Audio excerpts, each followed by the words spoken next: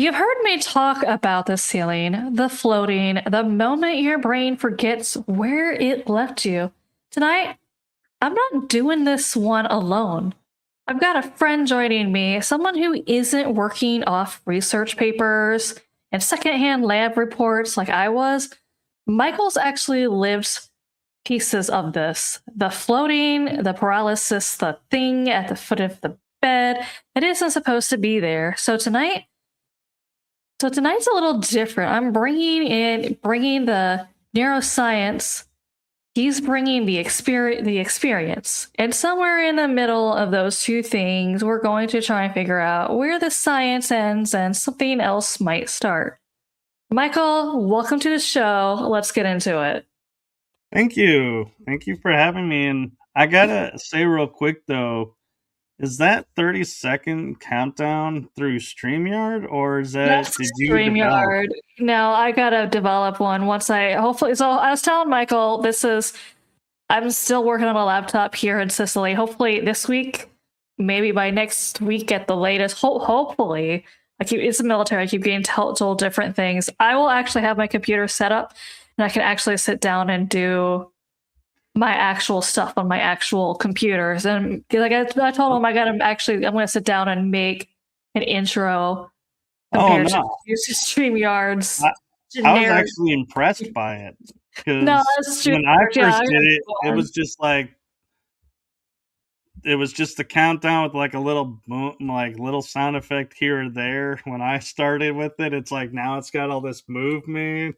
I was like, man, it actually has gotten a lot better. Oh, it's a StreamYard. So I was like, yeah, that's hard to move away because that's so impressive for them. Just like the countdown to get into the 30 seconds compared to just say, when I used to do the whole press live and here I am. Now it's the countdown.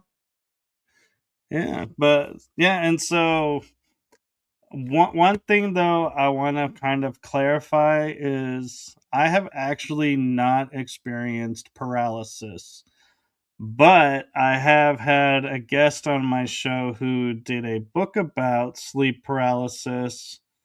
And so she and I had a great conversation about it, and I learned a lot about it. So I am happy to share that information from her being an experiencer. That's the one reason why I called Michael for this. It is someone who, if I would like him to be a recurring guest because he's so knowledgeable. It just depends if he has the time because he has his own show, has his own life. We're just talking about like how he probably it probably feels like to him that he does a dozen shows a week. It probably feels like that, doesn't it? It does sometimes, and sometimes I'm like, I'll look at my schedule and I'm like, I did a show every day this week, even though I didn't do a show every day this week because some of them I double up now on certain days. And so I'm like, I did 7 episodes in 6 days. Wow. How did I pull that off? Or in 5 days, it's like when I do it in 5 days, I'm like, oh, I need a break. I Yeah. need a day to sleep because yeah, there's so much energy that goes into podcasting that people don't know about, but that's a show for another time. Let's get into astral projection because this is a topic Yeah. I Let me go love ahead. talking about. Like I was saying before, I did an episode. My last episode was on this. So I'm just going to go ahead and, I mean, obviously, if any listeners out there who want to, you want more of the details on this, I'm just going by a little of the summaries of the facts of my last episode, and then he can give you the real life experience. I really can't. I have like almost one experience, and I'll get into that after I say like the fact notes from kind of last time. So, for roughly 4,000 years, cultures independently landed on the soul leaves the body during sleep as the explanation for the floating ceiling sensation. And how I actually got into this whole, because I know you and I were on a podcast before where we talked about the astral projection, astral travel, and stuff similar to that. I started diving. I was going to do one subject, and that's one thing me and Michael were talking about. We both do random subjects on the paranormal now, deep diving. this subject came up because I was going to do one subject, but then something on my feed came up where someone claims that scientists are now proving that every time you go to sleep, your soul leaves your body, and they haven't figured out what they do there. So of course I looked into it to see, well, did scientists ever think they figure out once your soul leaves your body during your sleep what it does? I have not seen anything of them actually proving it. Every time you go to sleep, everyone's soul leaves the body. So I guess that's just someone's theory. Well, and what's interesting about that statement too is scientists, last time I checked and looked into science and the medical, they were still trying to prove where the soul even is, if there Yeah, even is really a they're still soul. doing So that. how they are determining a soul leaves when you sleep now, it's kind of interesting because then that means they've found and figured out where the soul is, which they claim they haven't. So it gets confusing. How are they now stating this? And it's like, it seems like, and this is my opinion, folks, and they seem to gravitate towards topics that are popular in people's minds and try to justify them by throwing something out there that sounds really good and sounds really professional, using big words that really nobody knows what that means because they're the only ones that use it, and therefore they're like jumping on the bandwagon and saying, yes, we're able to prove this because of this. And it's like, wait, huh? And so science, you have your place, you have your lane, and I love science, like quantum science and everything, how it's evolving, and I'm proud of you guys for evolving. But if you're gonna make a statement, you got to be able to prove the whole statement and not just parts of it. So with that being said, that's my little side note about science. I share that because now you're going to understand where I come from as the experiencer, because I don't use science. And so, wow, where were we? I totally got lost on the tangent. We're talking about how some scientists are trying to have Oh, claim that they prove that everyone, when you go to sleep, your soul leaves your body, and they're like, we kind of we saw like it's on a plane that is on Earth but isn't on Earth kind of thing, where it's like you know what I mean, where it gets us right. another yeah. Okay. They're trying to figure out what the soul does once it reaches there, and they're also saying like when people wake up and you kind of like jolt awake or whatever, you feel like they say that's your body, that's supposed to be like your soul ran back and jumped into your body but like miscalculated and kind of over jumped or whatever. Okay. That is what some scientists are saying. Some. I haven't actually So, found this out. I've I've not found this research on this yet, but I have heard they have come up on my feed of people claiming this. So so here's the okay. So here's the interesting thing from experience. Yes, anyone can astral project. There is no magic or science behind it. The only thing is you have to just be aware and open to the possibility. Now, with that being said, just because you can doesn't mean you should. And I know that seems like a contradictory statement to be like everybody can, but everybody shouldn't. It's not a judgment, it's more of a cautionary tale because the astral realm is a realm of shadow places, there's realms where you can create whatever you want to create. You can go experience different worlds, different cultures, different group of beings. You can travel and see the planet without, needing to buy a plane ticket. The options are unlimited what you can do on the astral. Now, this is where it comes into why some people shouldn't. If you go into, say, a shadow realm, you can get stuck there because that is an area where your energy will get siphoned off. And a popular term right now about that is called looshing, where an entity is feeding off of your energy and you're being drained. Well, they operate mainly out of the shadow zone of the astral. It's not a place of darkness or a place of working. It's just a place where entities or beings that don't have your best interest tend to hang out. So I guess, yeah, you could say it is the bad zone of the astral realm, but you go there by choice. It's not like you are just going and it just poofs right in front of you. You kind of gotta, intentionally be drawn in there. And believe me, they will pull all kinds of stunts to draw you in there, from like loved ones calling out to you, even, and it's not your loved ones calling out to you. They can mimic and bring you in, and so you got to be very careful where you're going. And if you wake up and you are feeling really drained, it's probably because you passed by or through one of these zones.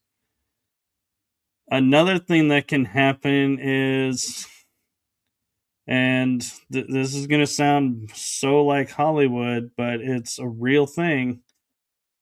If you get in a fight in the astral realm, like a fist fight, you will wake up and your body will have bruises and sore spots from where you took hits. Your body, when your spirit returns into the body reacts to the spirit and it's like, okay, so if you broke your arm, I'm not saying your body is now going to break its arm to match what's going on with your spirit form. No. But what's going to happen is if you go to pick up a glass, you're not going to be able to pick anything up because your arm is going to feel like so sore. You're going to think it is broken, even though it's not broken, because of what happened in the astral. So things that happen in the astral can show up in the body. Now, a lot of people like to go, well, they'll say, so what if you die in the astral? You may very well die here because the spirit is not returning to the body and the body needs the spirit. They are working in combination. So Mm-hmm. I've heard of there that. is that distinct possibility of, yeah, you die in the astral, you die on the earth realm. Now, I also, want to say those are like the rarities of what can happen.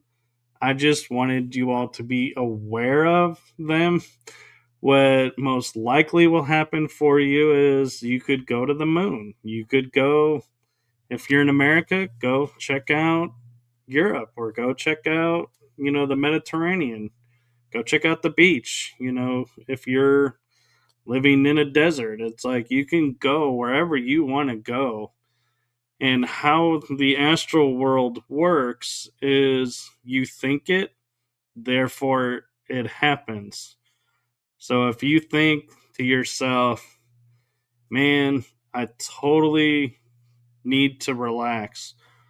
Oh, being on a beach, sunset would be so relaxing right now. You're going to find yourself on a beach at sunset.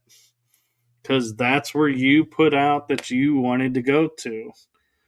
And so that is part of the charm, and I think why everybody likes to say I can astral project and astral travel is because they're like, I get to see the world.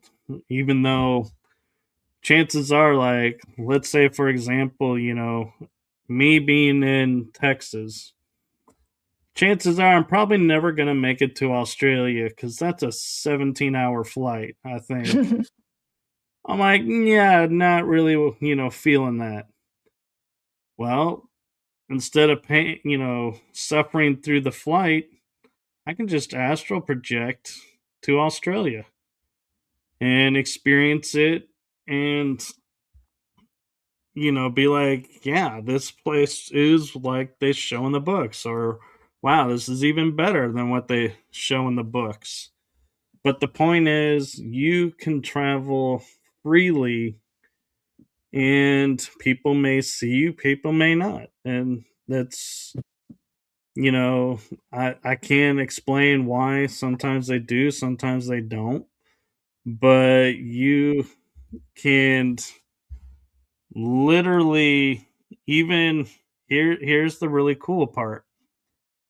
Let's say you wanted to check out the Titanic and be like, hey, is the Titanic really down there? You could actually astral project into the ocean and be standing on that Titanic. And I guarantee you, the first thought in your mind is you're going to panic because you're like, oh my God, I'm underwater. How am I going to breathe? Because you don't realize you don't breathe in the astral. So you can be sitting there underwater, walking around, and the pressure means nothing. The factor in water means nothing. You are walking around as if you're on land, free as a bird, because there is virtually no limitations to what you can do in the astral plane. And it is simply done by acknowledging that you can leave the body and not panic. A lot of times, what happens is when you start going to sleep and you start floating above the body, some people will either go, oh my God, I'm dying. Is this like dying? And will panic and go back into their body and be like, nope, going in. And then they go into lucid dreaming instead. Or they will sit there and go, well, okay, I'm outside of my body, but I don't know how to move, so I'm stuck in this room. And they'll only Mm. stay in their room because they don't understand to think about going somewhere else. They feel like I can't go anywhere because how am I going to get back? What if somebody moves my body? It's like your spirit. Sorry, a squirrel just went by. Your body spirit tethers through an invisible cord to the body. So no matter how far you go, where you go, you'll always be able to return. That kind of is a myth of if somebody stole my body from my house and moved it like say 3 cities over while I'm asleep, I guarantee you they ain't gonna get very far with my body while I'm in the astral plane, because the second I feel any movement on my body, you are right out of the astral plane, right back in your body. And that is one thing I will say the scientists actually are correct on. If, let's say, for example, I was visiting Amanda and I'm asleep, I'm astral projecting, and she's like, "Oh my god, something's going on. I need to wake him up. I need to wake him up." And she comes and she starts shaking me to go, "You need to wake up." I'm going to slam into my body because I'm like, something's going on. I need to get there quick. And yes, it does hurt. It's like what it feels like is the equivalency of like 10 semi trucks slamming you into a brick wall. It You wake is up not. sore. Oh, you wake up, you could barely move because you came in so hard that your body doesn't even hasn't really registered it's all there. It's like it's in shock of what just happened. And so you literally are like frozen for a few seconds until the body's like, oh, we can work. But then it's like, yes, this hurts because we're not used to this being slammed in. And so that is actually a thing. You can be slammed into your body. And That's interesting. so, yeah, Yeah, Egypt has the belief of the Ka, which is basically the same thing. Roams during sleep, returns by morning. it is. And the interesting thing about it is when you hear like people saying, oh, I saw the gods, or oh, I saw this angel while I was asleep. Well, chances are they really did because in their astral, they probably were sitting there going, oh, I have a question for so and so, and went to visit them and went to where they are. And here's where metaphysics and science can't match up. And that is so in April, I lost my mom. In June of 2023, I lost my dad. And you will hear me say on shows, I lost the physicality because this is where metaphysics kicks in and kind of throws science to the dirt, so to speak, in astral traveling perspective is I can be in the astral plane and go, hey, mom, hey, dad, got a question for you. And I will see them right in front of me as they are. They are not gone. They're just in another form. Now, now that they transitioned on, they went from one form to another. So they're not gone. And I can still communicate with them. I have full belief in that. I've had experiences to where I had a friend who told me things about my dad that she didn't know. And this was like 3 or 4 days after he had transitioned on. So I'm like, they're still around and I can still talk with them. And so yeah, it's almost like time travel is even possible. I can sit there and think, hey, what really happened at Gettysburg? I can be floating above the Battle of Gettysburg, July 1st to the 3rd, no problem.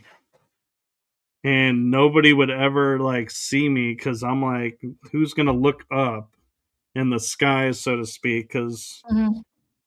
in the astral plane, newsflash, you're not. There's no gravity, so you're not limited to the ground. You can be hovering above the ground and be in the sky looking down on events, and you can go and look at any event in history, past, present, or future. You can actually even astral project to the future. The only thing is, you have to be open to what you see because what you read in a book may not be what's going to unfold in front of you. And I've heard so, that. if you're not prepared for that, then, maybe you should look at, sticking around somewhere else and maybe not going to time travel.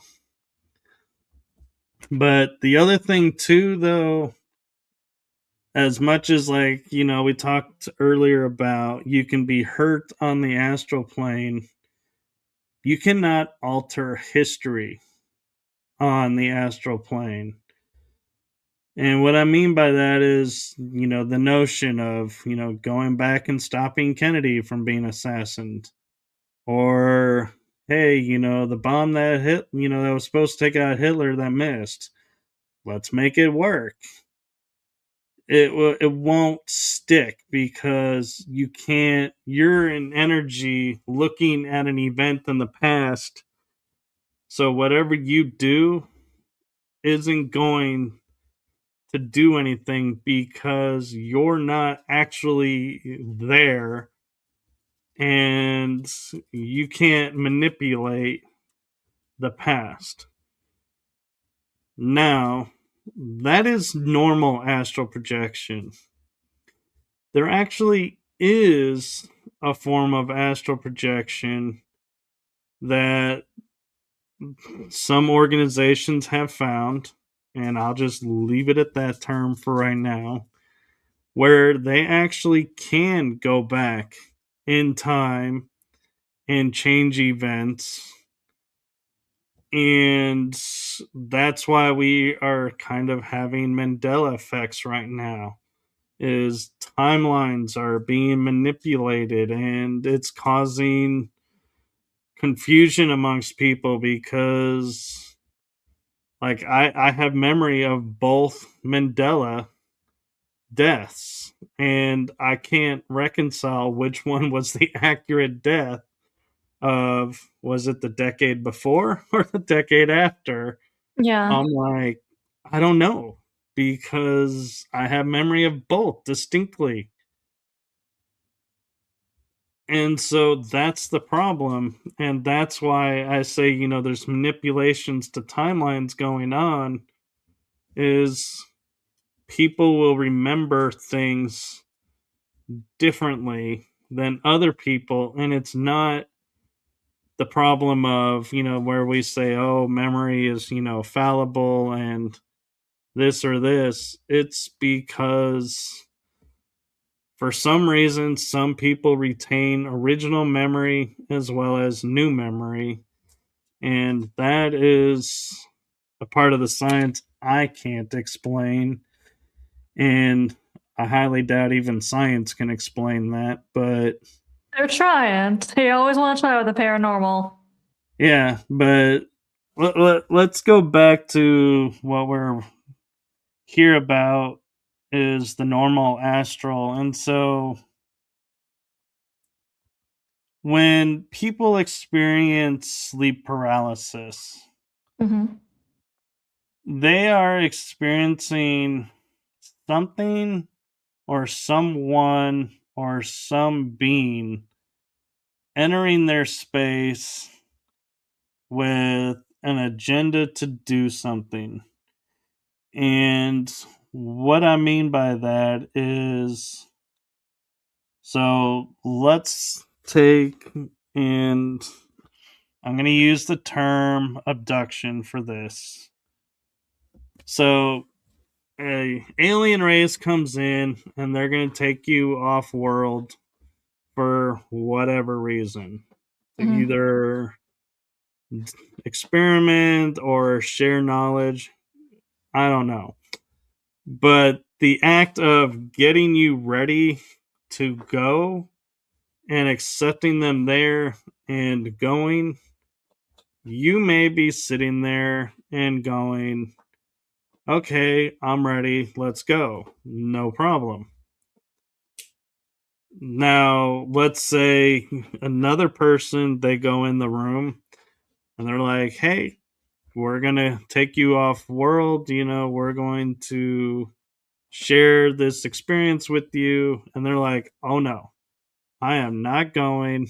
You can't force me to go. And they're like, well, actually, yeah, we can. They can paralyze your body and take you to whatever they're going, need for you to do. And that is sleep paralysis. Mm-hmm. somebody else has taken control of the body, shut down the functions so that they can do whatever agenda they have for you that night. And shadow beings can do this too. And the point of it is, we all think because, and I know this is going to get me in trouble. Again, this is my experience, my theory. If somebody comes and paralyzes me to where I can't move, next thing I know, I'm on a ship and I'm like walking around able to walk around the ship and see things around. I'm gonna be like, dude, let's rework this thing. You don't have to paralyze me to bring me on board. You're freaking me out, and you're making people afraid of you by doing that. And that's the other thing, is emotions are energy in motion. That is the definition of emotion in actuality. So when you think about it that way, so let's say Amanda goes and lays down Mhm. and she's like, I need to sleep. I had a long day. And somebody comes in and says, we're going to take you to do this. And Amanda's like, who the hell are you? How the hell did you get in here? She's entered fright mode. Her body will stiffen up and will become paralyzed because she is in extreme fright of, like, who is here to kidnap me? What is going on?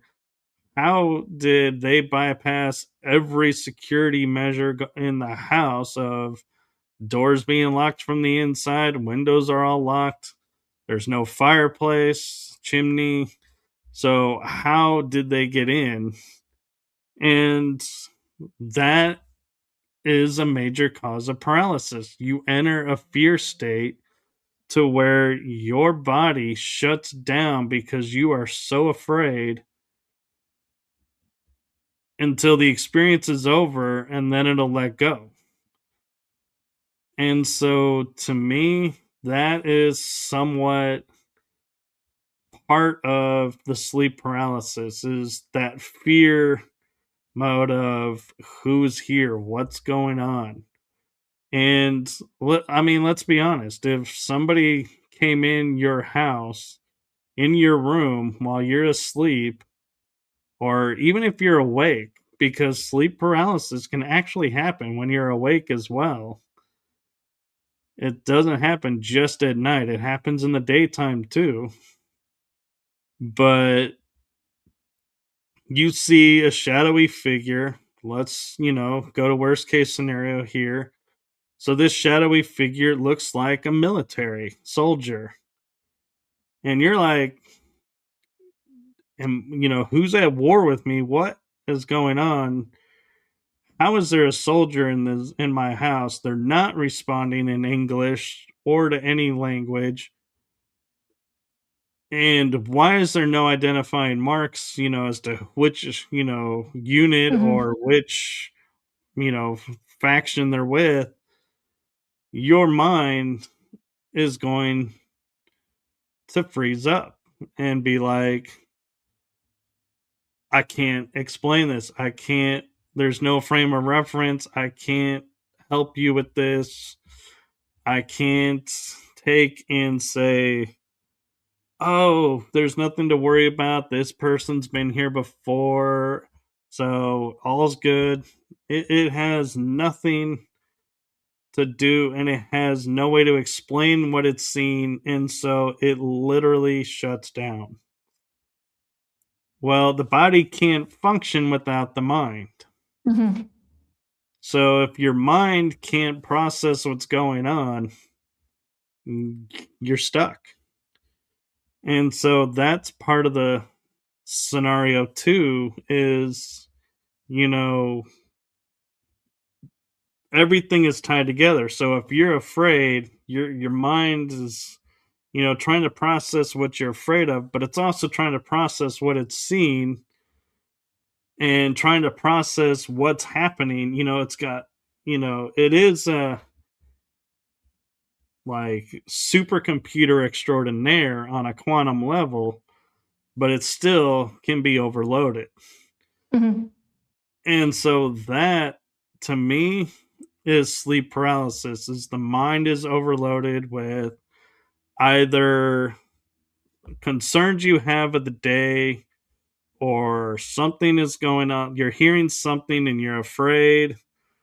Or let's be honest, some people, they could have watched a horror movie and then went right to bed, and their brain is sitting there replaying the movie that they just watched, and they were freaking afraid while awake. Well, guess what? In dream state, that dream is no longer looking at the screen and you're like, yeah, that's a movie, okay, whatever. You are actually in the movie now.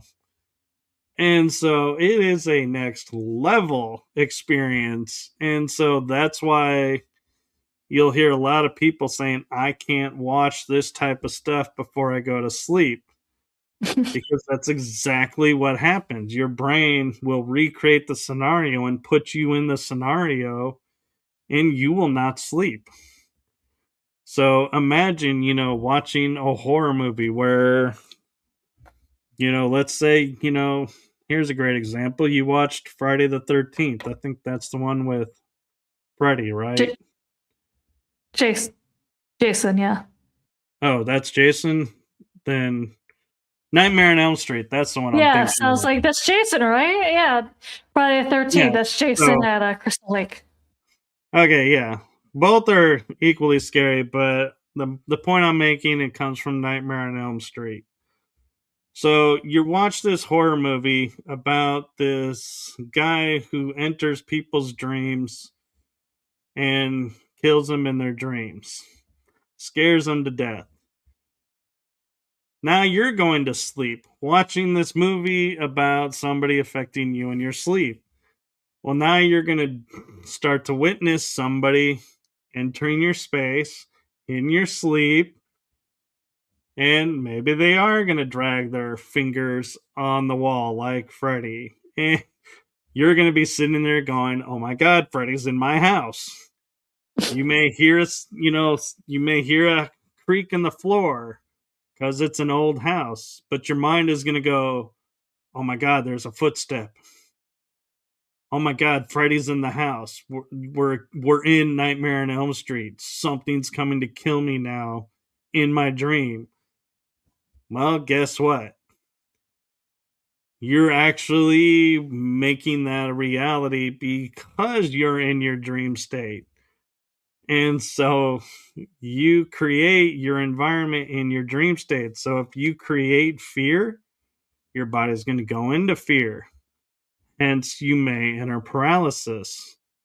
That's why you'll hear a lot of therapists when dealing with sleep paralysis are like, what concerns do you have in the day? What are your stressors?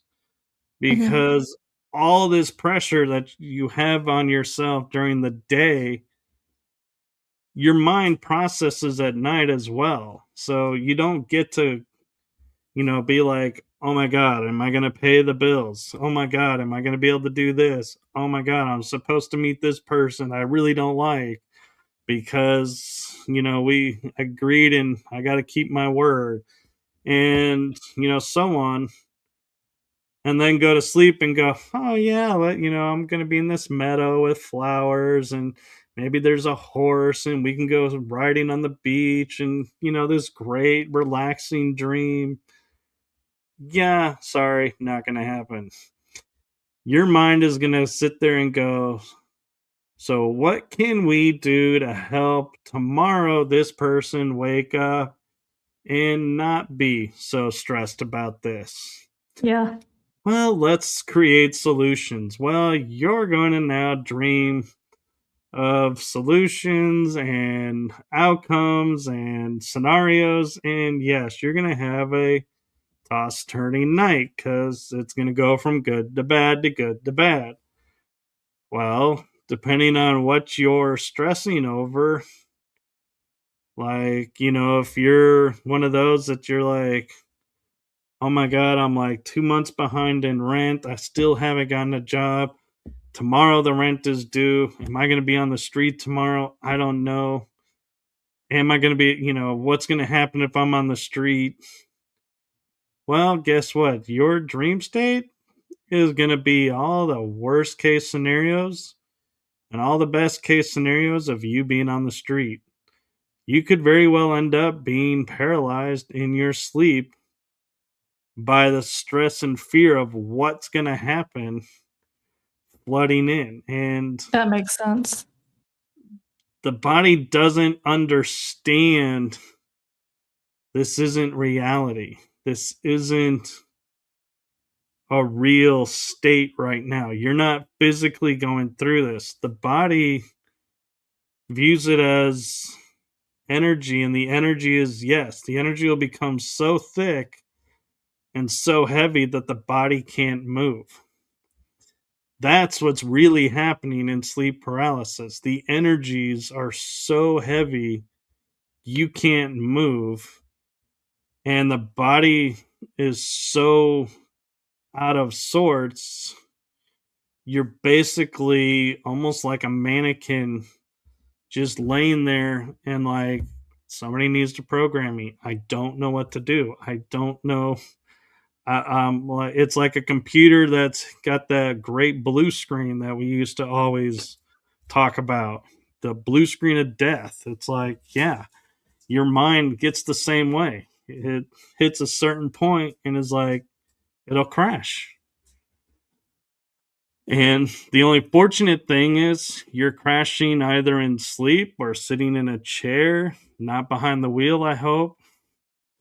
And, you know, that it's a reality that a lot of people don't want to think about because we like to live in a world where when I dream, I can go and do this, and this is my escape from reality, not I'm bringing reality with me, and we're going to keep going. And that's where I think a lot of people get frustrated and end up in shadow zones a lot because they feel like there's no escape. And so that is prime targeting for any being out there that does looshing. And to explain, I'm going to take a tangent and explain looshing really quick. I know we're on astral projection, but looshing is a term where a being is siphoning energy off another being. And so if you are, let's say, a light worker, or you're doing all these positive things to help your community and everything, your energy is really high. Mm-hmm. Somebody of low energy will sit there and go, well, why should I work on bettering myself when that person over there has all this great energy? I'll just take their energy. It feeds me, and there's an abundant source of people around here that are full of fear, full of anger, full of hatred, full of all these even love, can be loosed and fed on. And so people don't realize, oh, I need to shield myself from other beings. I need to cut cords from people. People are draining me without knowing they're draining me. Well, so yeah, so looshing is simply somebody is taking and you're feeding off of your energy. In the paranormal world, we could call that an attachment. or a succubi, or there's all kinds of Energy names, vampire. right? But in the end, that's the core of what they're doing. They're feeding off of you, and that's how they survive. And you're an unwilling participant because you're not cutting it off because you're too weak and you're not mentally thinking straight. So you don't realize what's going on until it's too late. And yeah, bad things can happen. So back to the positive side of astral traveling. Imagine, when we were growing up, looking at the stars, looking at planets, and thinking, and you would think to yourself, what would it be like to go there? What would it be like to be in space and to see the Earth from space? Well, if you leave your body and you are comfortable leaving your house and comfortable leaving the planet, you can look at the Earth from space. You can be amongst the stars. You can walk on other worlds, meet other light beings or other alien beings out there, and have these grand experiences. And there is a lot of talk in the metaphysical community and the paranormal community actually about how the earth realm is like a school. We're learning how to exist here. We're learning, who we are, what we are. But when you go in the astral world or the astral realm, this is the real world. We are doing everything we were born able to do freely there. And so there's talk of that's the real world. Here we're learning and we're going to take what we learn here into our travels. And so Mhm. that's something for people to think about. But I will say the question I get asked a lot is, how did I learn to astral project? I'm sorry to say it just happened. I don't know what I did to do it. And there are a few people who naturally can leave their body and go somewhere. And yes, it is hard to explain to someone who's not a natural traveler to just separate yourself and go. It's like I and it gets a little frustrating cuz you want to be able to say, "Oh, you do this and you do this and then you'll be able to do this. This is how I did it." Well, you can't say to somebody, "I just closed my eyes and I was up in outer space," because they're like, "Well, that doesn't work for me." Well, that's how I did it, so I don't know. But I will say I have undergone listening to other people who astral project and listen to other people who access the astral realms naturally or through processes. And I will say one thing that seems to be key to both working is the term intention. And I know intention gets mentioned a lot and doesn't really get explained. And so, for a quick second, I will say intention is where you're putting your mind, energy, and body and everything into a solid thought form, and all your energy is going into that thought form to make it a reality. That is the easiest way I can explain intention. So, with that being said, let's say, because Amanda said she's struggles with astral travel, getting out of body. So I would say what I recommend for people is start small. Hmm. Visualize yourself with the intention of, I'm going to float above my body in my room tonight. And you get comfortable with that and, and start moving yourself around in your room. Don't just float above your body and go all night going, okay, I'm out of body. I did it. It's like, no, that's just a small part. You got to learn how to move. Like, start in one corner, go to another corner, go look at the window, or go look at in the closet. Go move around, in other words, in your room. And as you get comfortable, then go, okay, what about the hallway? Can I get into the hallway and figure out how to move with or without opening a door into the hallway? In other words, so the first night is getting comfortable outside of your body in your room. And when you're comfortable, start moving around the house. Just don't go like tripping out the dogs or the cats, because they're going to wake everybody up and freak everybody out. Animals can see us in the astral. It is true. So when they're staring off, they're probably looking at a being or a loved one visiting, and they're trying to figure out how they're seeing them when they're not supposed to be around. Hmm. Then, you wake up next night, go, okay, play around the house and be like, hey, let's go check out the yard. And go, hey, can I float off of the ground? How far can I float up? How comfortable am I?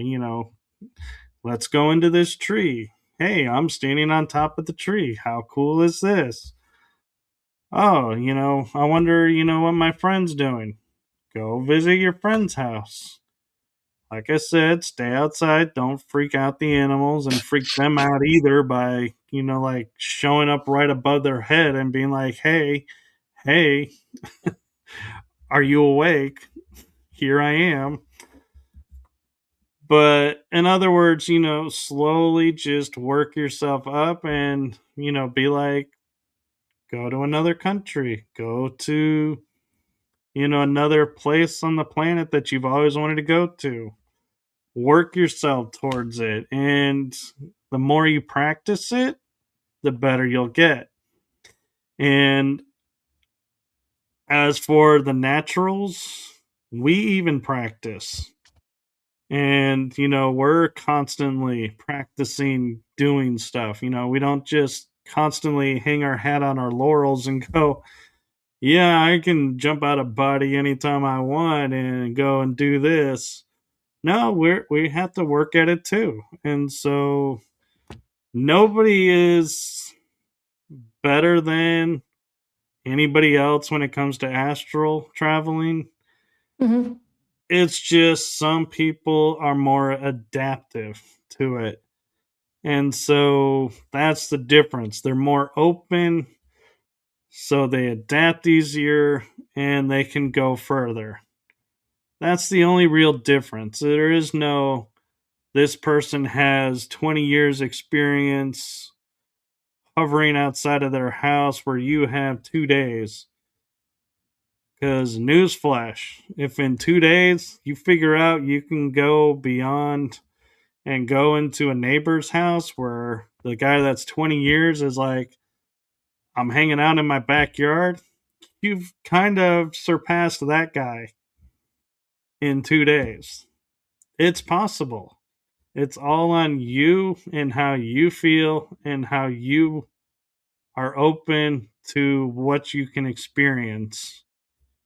And one of the key factors of traveling is learning. You don't eat, you don't drink, you don't breathe. And so all of these things you have to be careful about, because if you spend, let's say, you go to sleep for 8 hours, 7 hours you're on the astral realm, you're going to come back to your body and all of a suddenly be like, why is my body tensing up? Oh, damn. Mhm. I got to go to the bathroom. I forgot about that. Why is my stomach growling? Why is my stomach in pain? Oh my God, I got to eat. I forgot about that. Oh, my throat is feeling parched. My body is feeling stiff. What's going? Oh, I haven't had water. So your body will forget over long periods of time of, being in the astral versus here, because you operate differently. So the things that make us human here don't happen there. So I know this is about to sound funny for a moment, but in the astral plane, there is no gas coming out. There is no burping. There is no eating, drinking, going to the bathroom, or needing to change clothes for anything. It is, everything is instant, and so it's just not a reality on the astral. But here on the earth realm, it is extremely, very precise and needed, and it can cause you sickness if you don't eat, drink, go to the bathroom. So it's a difference in the realities. And so you have to be aware when you come back, okay, I'm here on the earth realm. Gotta eat, gotta drink, gotta use the facilities. And one of the funny ones that I always often will do is, because I can travel by thought on the astral, I will go, oh, I have an appointment in 30 minutes. I need to go to, and I will go, and I'll stop, and I'll be like, oh, I gotta go get the keys. I can't travel by thought here yet. That's only over there right now. And so there are times that I will try to move like I do over there. And I'm like, oh, yeah, okay, let's go get in the car. Gotta take the car. But you will start to forget and be like, oh, yeah, this is how I travel. Oh, wait, no, Earth realm. Gotta use Earth tech. In the Victoria era, Madame Blavatsky, I don't know, Theosophy, I don't know why things are so hard to say right now. Talks about astral projection, thus and talks about the silver cord tethering astral body to physical body, which reminds me of the one time I almost astral project, and that was, and I know Michael's heard this story, but I was laying down and I finally got to the point where, because I was I practiced before on and off. And I finally got to the point where I think I was about to, at least, come out of my body. And if you split my body like down in half, the lower half felt extremely heavy, but it also felt like it had cords attached to my body still. And my upper half felt very light, like I was floating. Like I knew I can't, if you don't experience, if you never experienced it, you won't know what I'm talking about. I don't even know how to explain it, so it makes sense. But I could feel myself somewhat above my body, just, kind of still having those cords attached. But the reason why I did not fully is because once I, got to that point where I was kind of somewhat out of my body, I would see, and I tell people this, it's like for me, I am sensitive to like energy. So I would see these like beings in my apartment at the time, and they were hiding, but it looked like, but they were obvious that they were peeking out. Like imagine little kids when they think they're hiding from you, but you could see them peeking out at you. It was kind of like that, and I could not feel their energy. So I'm like, who is that? And my body dropped fully, and I was done. I was out of it, and I tried again. I got to that point where the exact same where I was. I looked over and I saw those people again, and I was just sure, obviously taken out of the my mind was taken out of it and dropped again. And so I tried to do research. Other people said they experienced them, and it's like, oh, you just kind of get past them. You're gonna see them when you come out of your body. You're gonna kind of have to get past them. Then you can just kind of move along to, where you want to go. They recommend obviously starting with places maybe not that far when you're first starting out. I'm like, yeah, but I was like, you guys never say who are those people? Do I talk to them? Are they good? Are they bad? And that's why it freaked me out when I first saw them. I didn't know if they're good or evil or what they were. Actually did not feel energy from them, and that freaks me out. So chances are you probably there are watchers who they do exactly what they're called. They're watchers. They Mm-hmm. can't interfere, they can't intervene. So chances are you just witnessed a couple of watchers, but they're also, though. So I'm going to point this out with the cord, because you brought up the silver cord. Yeah. There is, okay, in the metaphysics, there's a technique called cutting cords I mentioned earlier, where you sever all the cords that are attached to you from other people. Mm-hmm.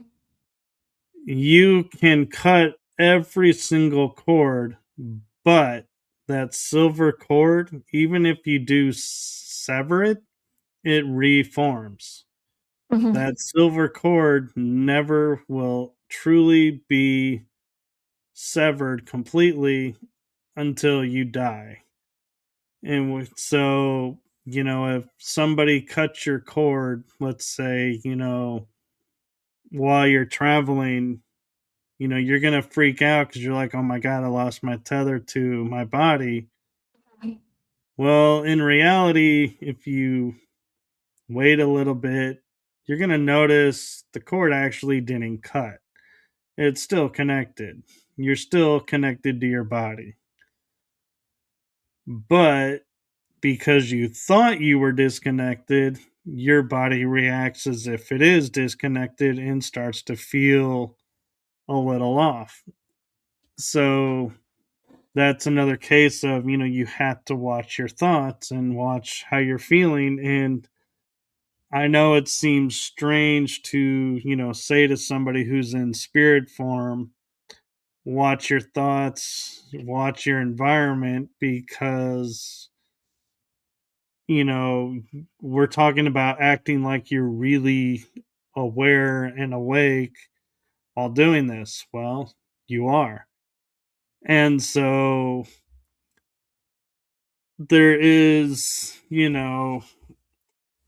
people though also that are out there that are there to help, and there are guides out there, and you have spirit guides or life guides or you know totem guides, which could be animal form or human form.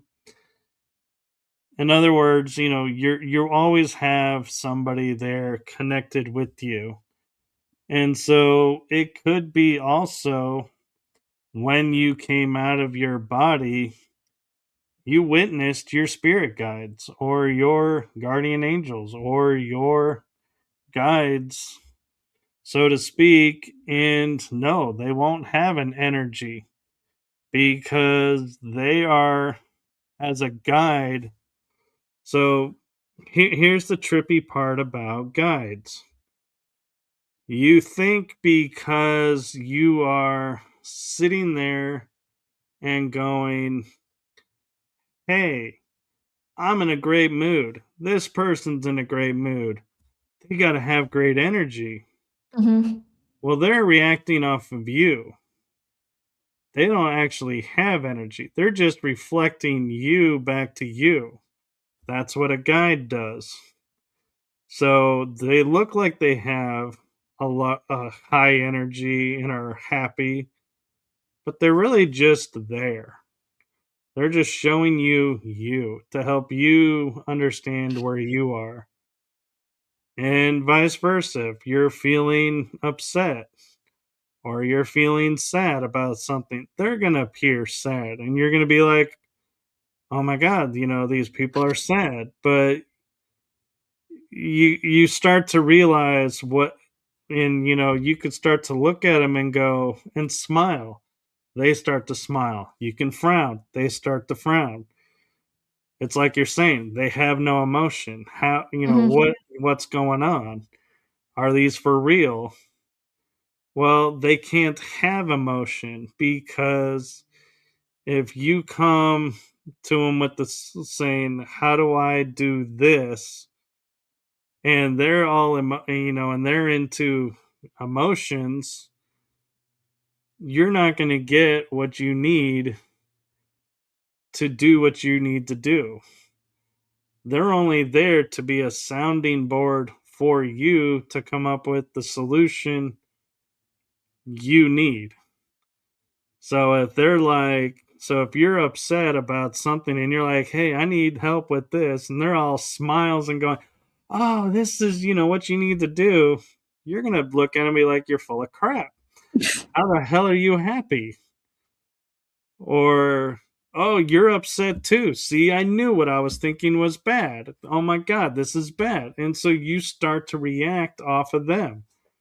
That's why they don't have emotions. So they don't trigger you even worse.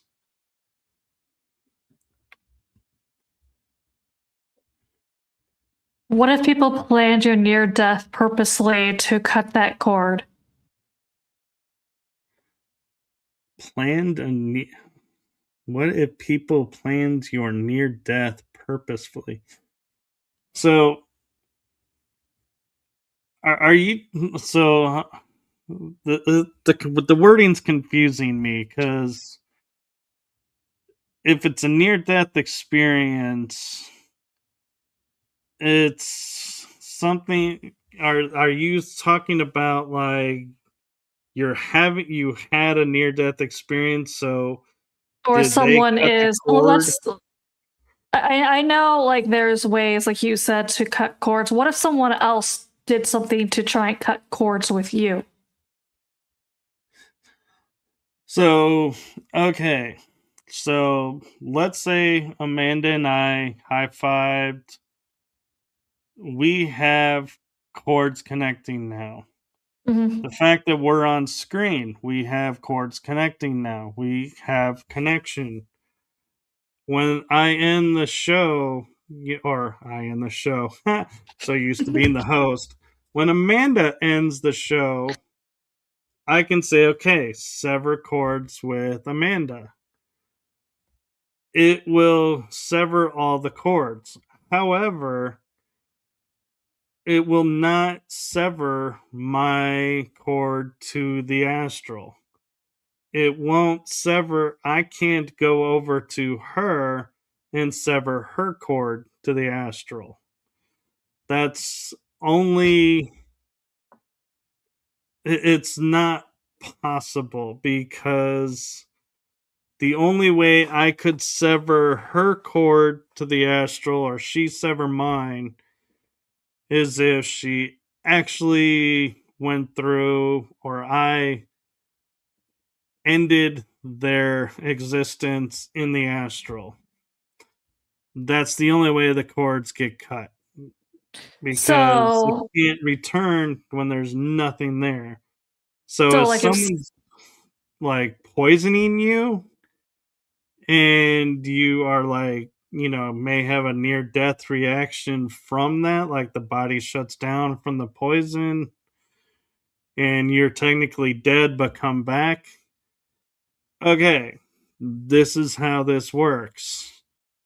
The physical form that you were when you died, yes, that cord gets severed.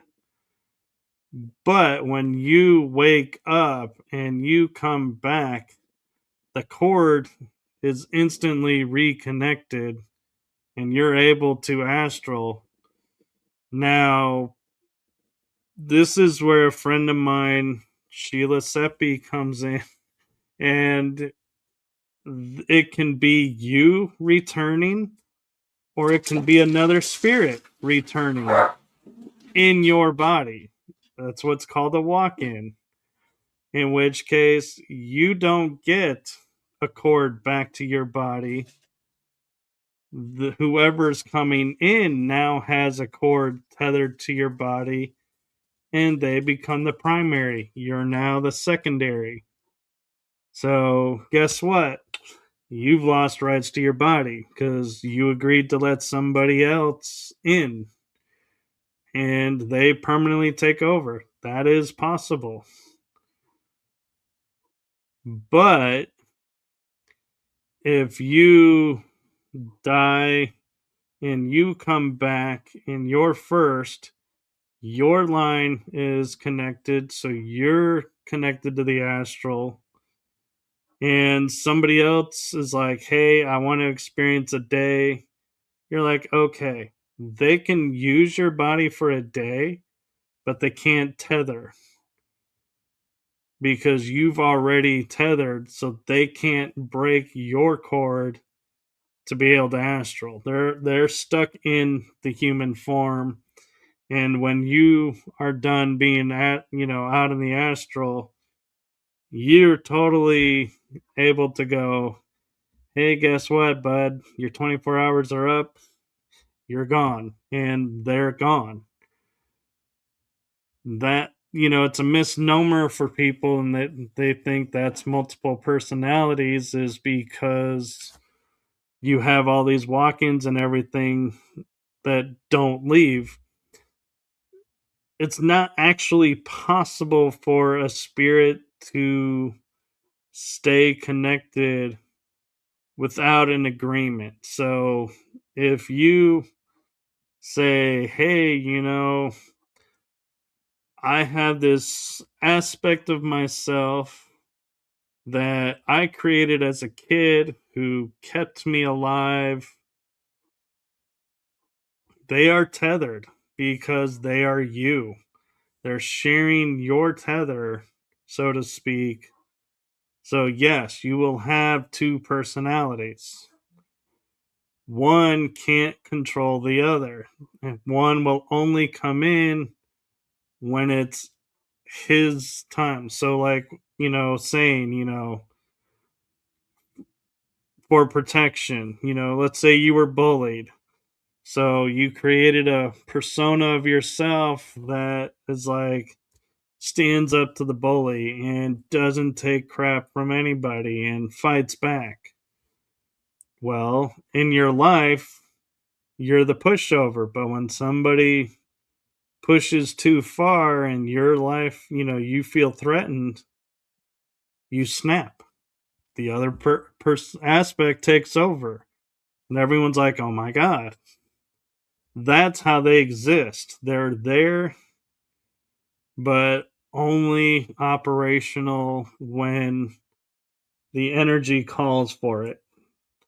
The the misnomer is the protectorate energies of yourself aspect will take over all the time because it wants to be front and center. That's not a protectorate aspect. That's more of a center of attention aspect, and that's different. That's a different persona, and so you got to deal with these personas, these aspects that you've created of yourself.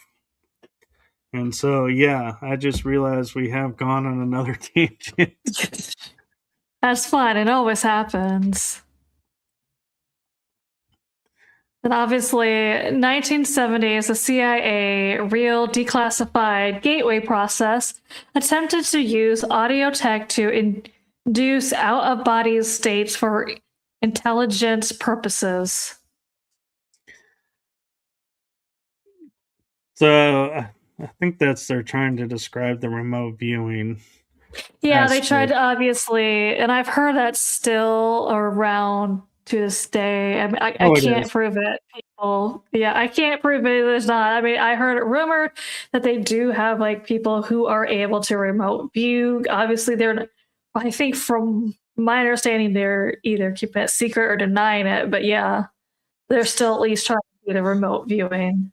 Yeah, there's remote viewing is a thing, and it is around, and I kind of do remote view. I've done it, but I really haven't. Like, I didn't do it, through the control aspects. It's more of somebody gave me a manila envelope and said what's in it, and so I tried to review what's in the envelope and share what I seen in the envelope. Well, the difference is I knew it was a picture of something. Hmm. So I knew automatically, like, numbers are out, you know, or, an old family photo ain't going to be in there, or, picture of a building or a painting probably ain't going to be in there. So it's like it kind of narrowed the scope before I even started, to where remote viewers, they are given a code, and that code, they go and say, what is this code? And then it's revealed, oh, this code stood for this. And people draw, like, let's say, for example, we want to remote view the pyramids in Egypt. And so I go, hey, Amanda, we're going to remote view 727 today. She Hmm. doesn't know what 727 stands for.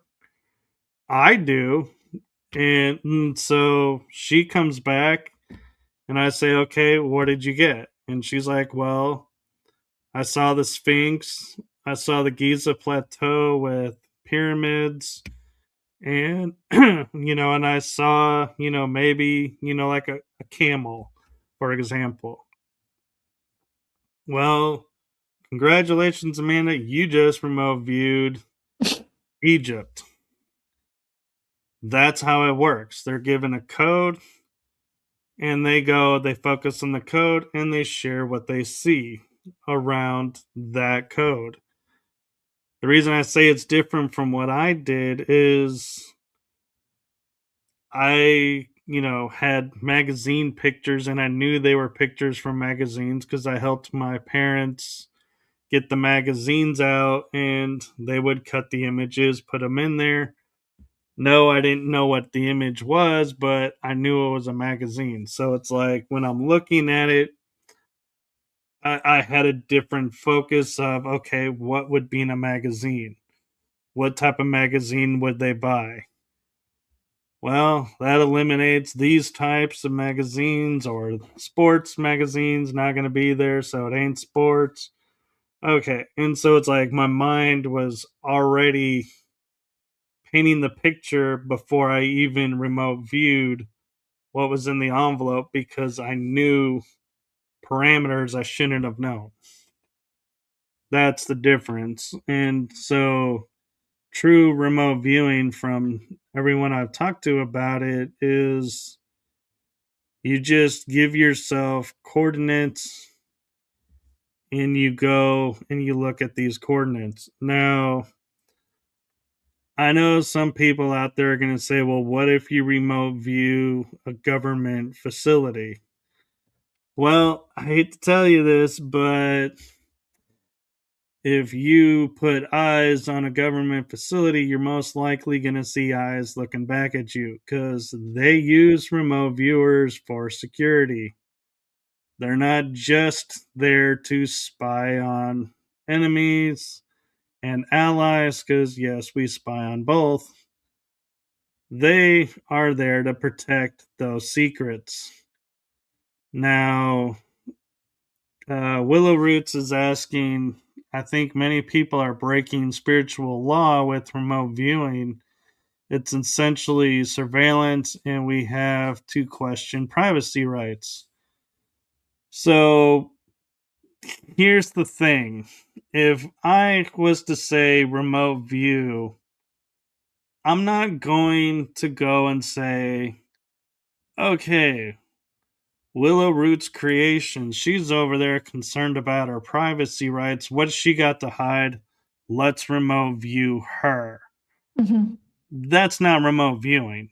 Remote viewing is what is at this location, what is at this, these coordinates. They're more interested in what's like, what is near Grooms Lake, or what is in Palo Duro, California, for example.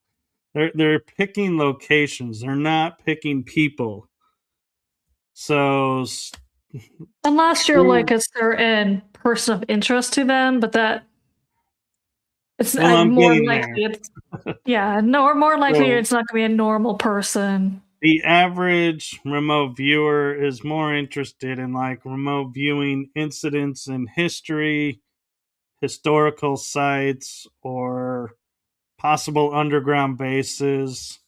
So they're more focused on that. So if you're getting spied on, not a remote viewer like the average person. Now, there are the government agencies that have remote viewers, and I can guarantee you, because I mentioned them and mentioned remote viewing in the same sentence, I probably have a set of eyes on me right now watching and saying, what is he talking about? What is he sharing? How much is he exposing? And so they will watch you and file a report of, is this person a threat? Is this person exposing something that we need to keep secret?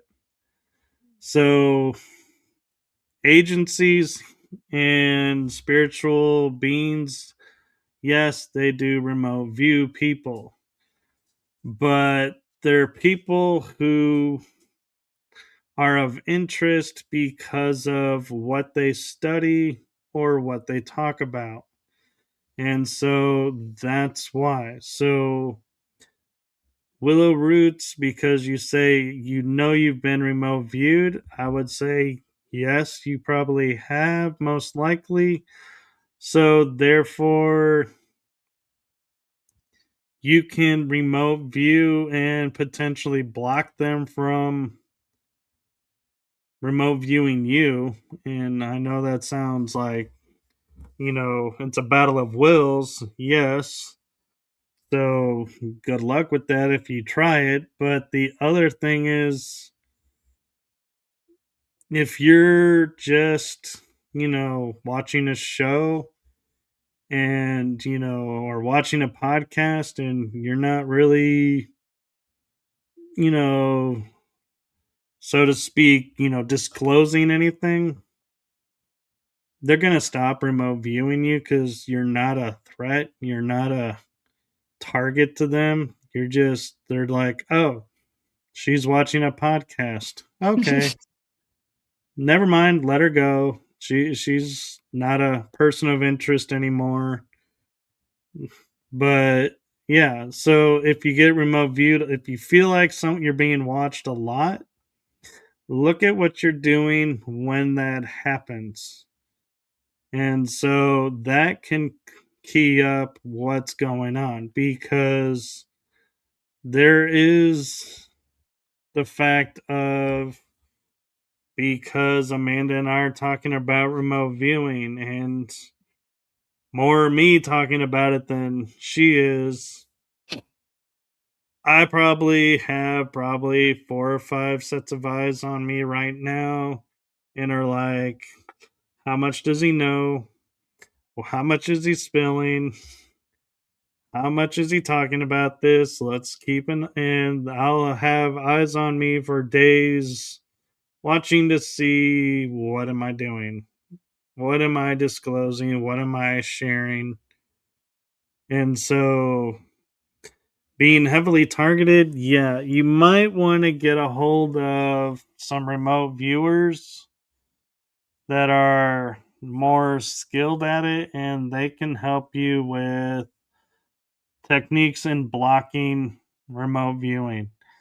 That actually is a thing. You can actually block from being remote viewed. I have talked to guests who have said they have done it. I don't know how they block the remote viewing, so I can't help you with being targeted by someone. And here's the other thing that we don't think about is you get in a relationship and you start to realize this person is like a narcissist or really controlling.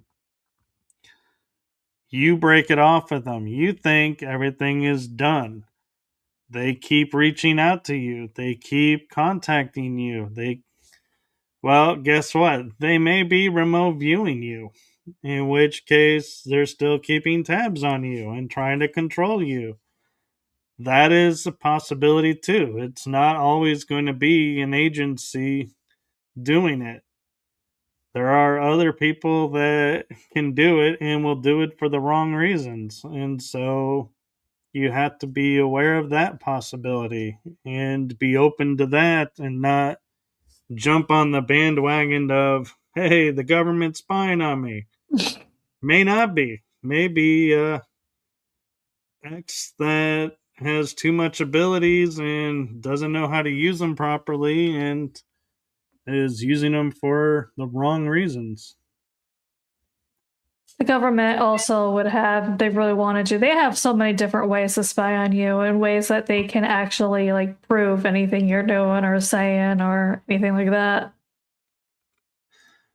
Oh yeah, and you'll have people on your doorstep.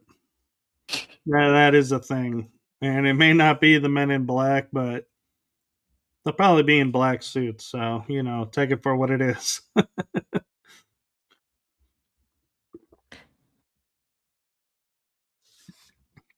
But what were some of the other topics around astral that you were wanting to know? Did we cover them all, or I know before you were mentioning there is like an if there's like I don't even know what you want to call them. Like if in the astral world, if you're astral traveling, there's like police. oh, the Guardians? Yeah. Yeah, I was like, I know like, I was calling them police. I'm like, I don't know what they're actually called or what they do. So I remember we joked around about how there is like police in the astral world. I'm like, so wait, if I actually successfully astral project somewhere and I got the police, I was like, do I at least get a phone call? Do you get like a can I call you and you get like some mystical phone that appears in front of you and it's me saying, hey, I'm in astral jail? So okay. Oh, this is funny. So I don't know. Wow, actually, I don't know that I can say you can commit a crime in the astral realm, but yeah, you kind of do, and you can. And so, what will happen actually is there are. So, okay, let me paint this picture because this will make it make more sense because I'm like trying to wrap my head around it too. Is okay, I'm going to borrow Amanda for a second. Hypothetically, people don't read into this. This is all conjecture and made up. But so Amanda goes into the astral plane. She goes over, let's say, to France and is walking through the Louvre. All of a sudden, she has these energy beings that appear and are like kind of chasing her and are pinning her up, into a corner and freaking her out. And it's like, she didn't do any crime, she didn't break any crimes. What's going on? But she's like, goes, I need help. So, what's going on? Somebody help. So a being, maybe two, will show up and they kind of are cloaked, but when they assess what's going on, they may remove the cloak and reveal themselves as light. And they will take on whatever is chasing her. And, we'll be like, okay, you're, returning to source. You broke these rules. You weren't supposed to do this. Or another aspect is, so she's like imagining herself somewhere and something is trying to attack her, and something will appear and be like, okay, you are attacking her against her will, you are being removed and returned to source, is what happens.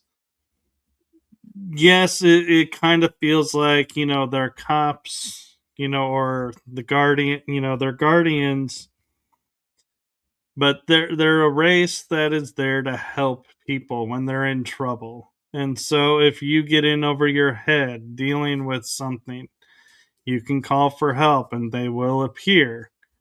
It may not be really fast, it may be, or it may seem like nobody's coming, but in reality, stuff is going on that you don't realize. Like they may be like about to lunge and then they turn around and leave. And you're like, well, I don't know what just happened, but nobody came to help me. I guess I got lucky. Newsflash, you didn't get lucky. It's whoever was helping you just didn't make themselves visible. They don't always show themselves. So the chances are there was somebody there who was like, you guys really want to mess with me right now? And they were like, nope, we're out of here. And you just think, oh, I got lucky. So there are forces that maintain the balance on the astral plane. If you are doing dark, you're going to deal with the dark coming back to you. It's almost like what we would call the karma here, where if you intentionally send out a harmful thought to somebody, it's going to come back in the astral to you 10, 20, 100 fold, depending on how much intensity you put into it. They'll determine that and respond in essence. So careful what you put out there. But if somebody does harm to you and you never, and you didn't do anything in response, and you go, hey, this person harmed me, I need help, they will actually help you by maybe even healing you and taking care of whatever it was. So that's how the balance is maintained. And your intentions can determine what happens. And I noticed Willow's asking, can you be killed or trapped in the astral? And I'm going to assume she's a typist like me, and that's why it says astral. It's yes, you can be killed or trapped in the astral. Hey, Sile. No worries.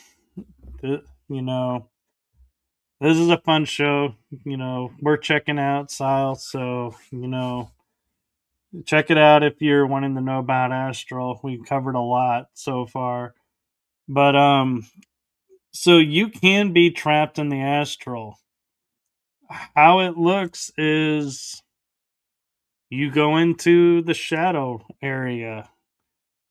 you get stuck in there because you are low on your energy, and all of a suddenly what it will look like is,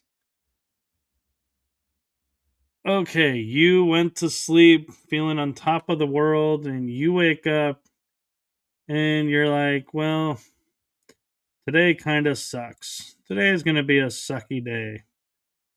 You go to sleep, you wake up the next day, and all of a sudden you're, you know, yesterday really sucked. Today, not looking any better, actually looking worse. Then it's, you go to sleep, you wake up, and all of a sudden you're like, no point in getting up.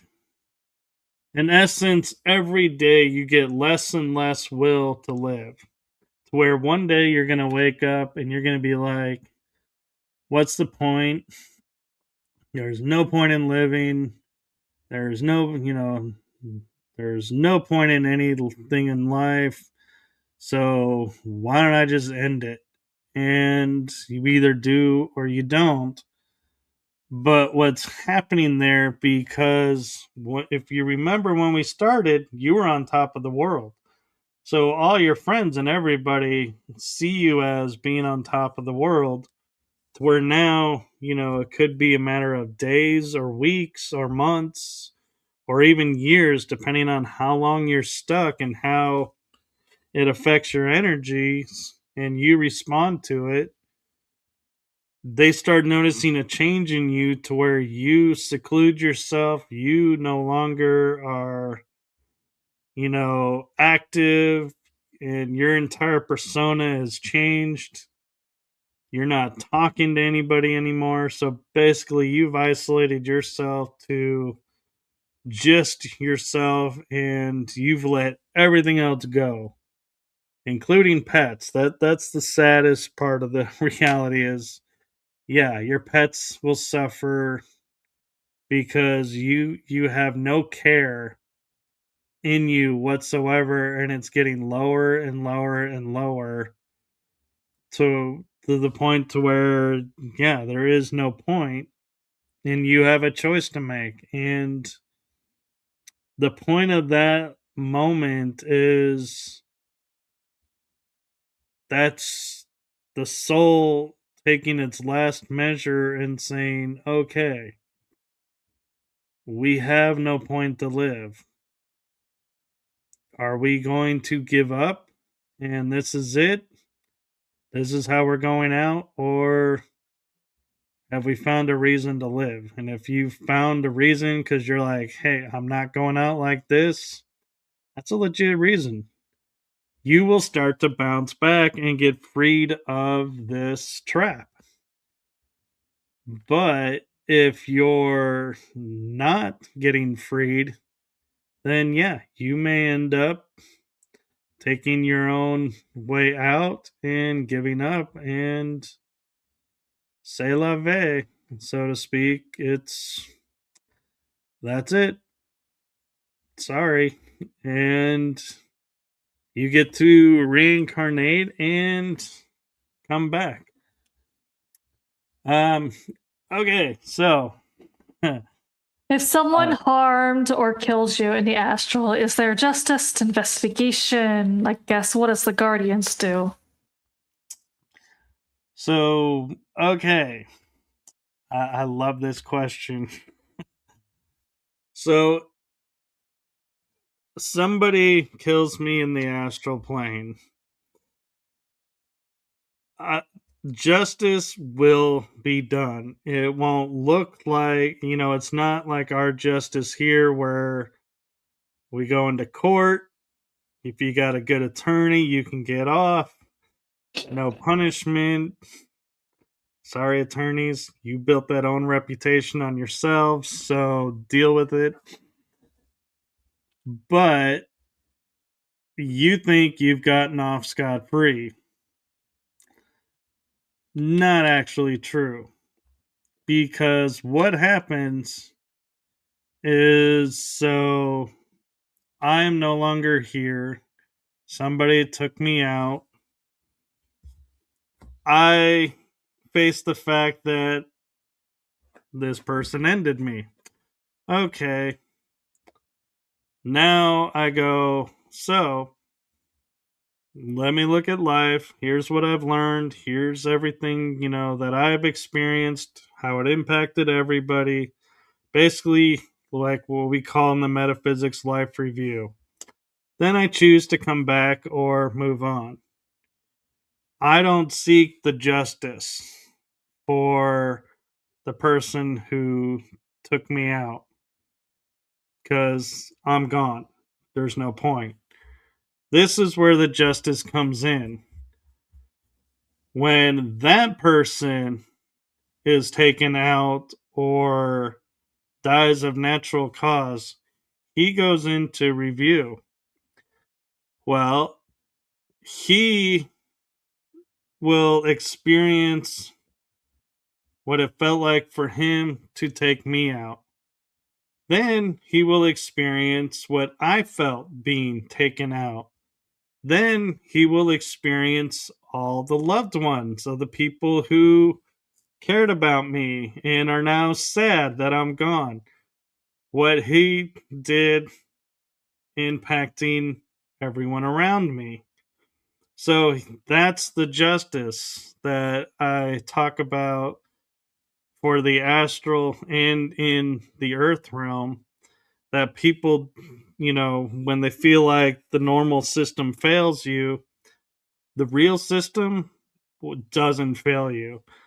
They will experience the act from their own perspective, from the victim's perspective, and from everybody around. And it could even include the witnesses that witnessed it. He can see their impact. And and when I say witness it, I don't mean you're looking at a movie screen and you're just going, oh, damn, he's got a scared face on his face, or oh, he doesn't look happy that he's being taken out. No, you get the visual, you get all the feelings, the emotions, the energies, you get it all slammed into a nice little bundled package, and so you feel everything. So you not only feel yourself going, oh my God, it was an accident. I feel so guilty. Yeah, you may. But now you're going to be feeling like, oh my God, this person was like so, is so needed in the world and I cut it short. It's like it's going to intensify because you're feeling what everybody's feeling and thinking around that person. So about beings that do not have feelings, like no empathy, a psychopath, a narcissist. Newsflash, that's only on the earth realm. When they part over, they're going to have the feelings. Everybody gets the feelings. Nobody escapes that. So you can think yourself in the earth realm and going, oh, I'm above this. I've escaped this, and I'm so cool because I don't have to worry about this because I don't feel remorse for any of this because I got off. I'm not guilty of nothing. You pass on, yeah, you're going to see, feel, and experience everything just like everybody else. Except it's going to be even more traumatic, I think, because so Amanda and I, we have emotions. We're, already feeling something from this event. So in the review, we are understanding what we're feeling. We're, like, yeah, this is horrible. Oh my God. Yeah, I feel even more so because of this. But yeah, that's the power of this emotion. That's the power of this human experience. The person that has no emotion in the event, when they start to feel the emotions, it's going to be like a trauma to them because they have no understanding of what they're feeling. They're getting hit by emotions. And think of it this way: take a computer and you program the computer to say a flower blooming equals happy. A flower wilting away means sad. Flower, breaking means angry. Well, that only knows what it's been programmed to know. You start filling it full of like, oh, somebody handed you a bouquet of flowers. What the hell does that mean? It doesn't know. It's like, what? Why is there a bunch of flowers here? One flower is happy. Multiple flowers, what? Is this happy times 10 or 12? It doesn't grasp what emotion is there. So it's going to go into trauma because it can't explain what's going on. And yeah, that is a trauma loop. They are stuck trying to figure out what they're feeling because they don't know what they're feeling. So if somebody, it's so let's put it this way, another way to look at it. So you have somebody who's been living a life where they feel like an indentured servant. Everything's been handed to them. They only get things when they meet certain criteria and do certain things. You then take the person that's overseeing this other person out of the picture and you go to that little person and you say, okay, you're free, go. They're not going to know where to go. They're not going to know where to, go get a meal or go get clothes or go to school or go to learn anything. They only know their existence in that place from that person. So they don't understand freedom, what it means to be free. Now you can take somebody who has been, given certain things to where you can go to school, you can go to a restaurant, you can go buy a car or live in a house. But you take away the job that provides that and you say to that person, now you're free. They're not going to know how to live either free because their freedom came from their job providing means that gave them the sense of freedom. So that's where, when we say, we are free, how do we know we're free? Everybody has their own definition. Nobody's right or wrong because we have no real definition because it's an ideal. And so that's where the trauma loop comes in, is because they don't know what they're experiencing. They don't know what they're feeling because they've never been exposed to it. And so it's overloading their system. What's Willow saying now? Like prison here on Earth, it should be a rehabilitation. Yes and no. See that's the thing is, when we get into the legal system here on Earth, it works, but it doesn't work because if it worked, we wouldn't have two-peat, three-peats, the three strikes you're out rule. It would be a one in, you're out, you don't commit a crime. So something is going on that they keep committing the crime. So rehabilitation doesn't work.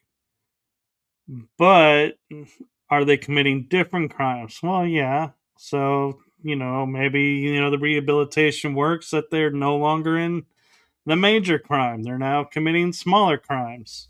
Problem is they're still committing a crime, though. So, does the rehabilitation work? Not necessarily. But there are also occasions to where somebody goes in the system and they go, hey, what I did was wrong. I need to change my, circumstances, change my life. They get educated.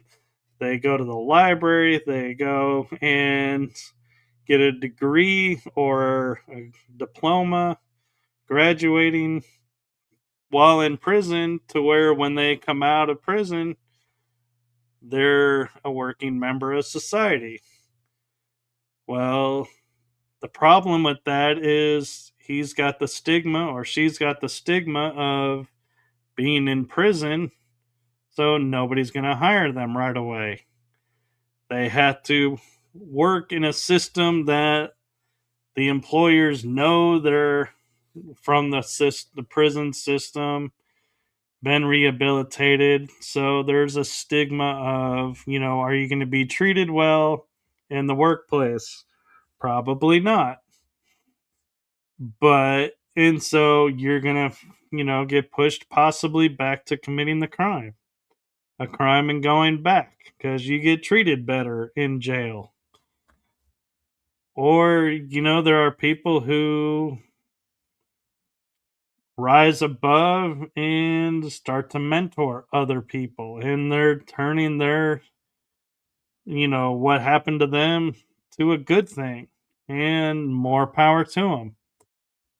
So you can't really say one system works for all. There is no rehabilitate them all and they'll all be better. It doesn't work that way. Everyone's an individual.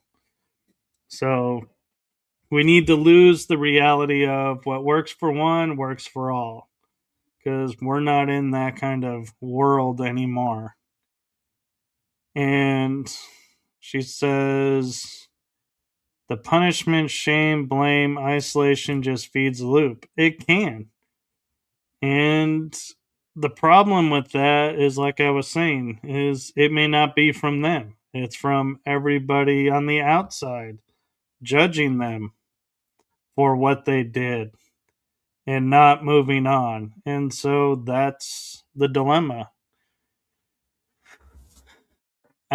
So but the astral plane, when we are in the astral plane, we are under a different set of rules. We're not under earthly rules. So concepts that work here on earth don't work in the astral. Like if you are standing in front of a Martian on Mars in the astral plane and somebody steals your candy bar, you're not going to go to a phone, call 911 and say, hey, this alien being stole my candy bar, and someone's going to come and arrest that being.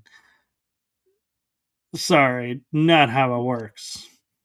You either stand up for yourself and take your candy bar back, or you learn don't take a candy bar to Mars because the Martians will steal your candy. Either choice is the right choice and it's up to you, but just know you're not going, and you can't sit there and really go and say, hey, I have a wheelbarrow full of candy on Mars and it was stolen. Where are the guardians that are, supposed to protect me? It's like, hey, dumbass, you're the one who took a wheelbarrow full of what you already knew they were going to take. So that's your own fault. So good luck with that. No, they're not going to come to help you with stupidity.